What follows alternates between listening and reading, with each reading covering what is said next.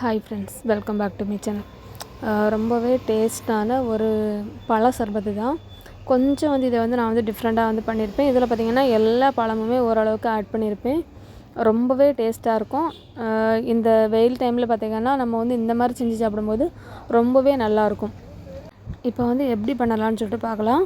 பழ சர்பத்து பண்ணுறதுக்கு முன்னாடியே நம்ம நமக்கு என்னென்ன பழங்கள் வேணுமோ அது எல்லாமே கட் பண்ணி ரெடியாக எடுத்து வச்சிடணும்.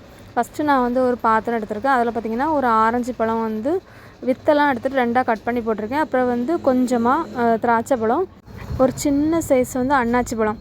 அன்னாச்சி பழம் கண்டிப்பாக ஆட் பண்ணுங்கள். நான் போடுற அளவுக்கு இல்லாட்டு கூட இதோட பாதி ஆட் பண்ணாலே ரொம்ப ஃப்ளேவராக இருக்கும்.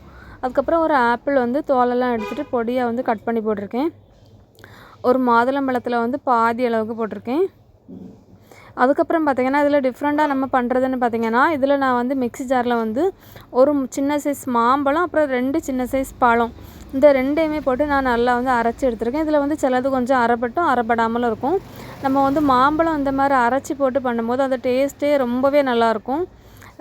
நம்ம நார்மலாக பார்த்திங்கன்னா பழத்தை நல்லா மேஷ் பண்ணிவிட்டு அப்படி தான் நம்ம போடுவோம். ஆனால் இதில் இந்த மாதிரி அரைச்சி போடும்போது நல்ல ஃப்ளேவராக இருக்கும். அதுக்கப்புறம் பார்த்திங்கன்னா சர்பத்து பார்த்திங்கன்னா நான் அதில் ஒரு அரை கப் அளவுக்கு சர்பத்தை ஆட் பண்ணியிருக்கேன். கொஞ்சமாக தண்ணி ஊற்றி நல்லா மிக்ஸ் பண்ணிவிடுங்க. நான் நார்மல் தண்ணி தான் ஊற்றுறேன். நீங்கள் ஐஸ் வாட்டர் ஊற்றுறதா இருந்தால் அது கூட ஆட் பண்ணிக்கிடலாம். அது ரொம்பவே நல்லாயிருக்கும். அப்படி இல்லைனா நம்ம எல்லாம் ரெடி பண்ணிவிட்டு ஃப்ரிட்ஜில் வச்சு கூட சாப்பிடலாம். ரொம்ப நல்லாயிருக்கும். இப்போ இதை அப்படியே நம்ம ஒரு கப்பில் ஊற்றிக்கிடலாம். நான் பண்ணியிருக்கிறது பார்த்திங்கன்னா ஒரு 4 பேர் நல்லா ஒரு பெரிய சைஸ் கப் அளவுக்கு வரும். அந்தளவுக்கு நம்ம சாப்பிட்ற அளவுக்கு தான் நான் பண்ணியிருக்கேன். ரொம்பவே டேஸ்ட்டாக இருந்துச்சு. கண்டிப்பாக இந்த பழ சர்பத்தை ட்ரை பண்ணி பாருங்கள். இந்த வீடியோ உங்களுக்கு பிடிச்சிருந்துச்சுன்னா லைக் பண்ணுங்கள், ஷேர் பண்ணுங்கள். தேங்க்ஸ் ஃபார் வாட்சிங்.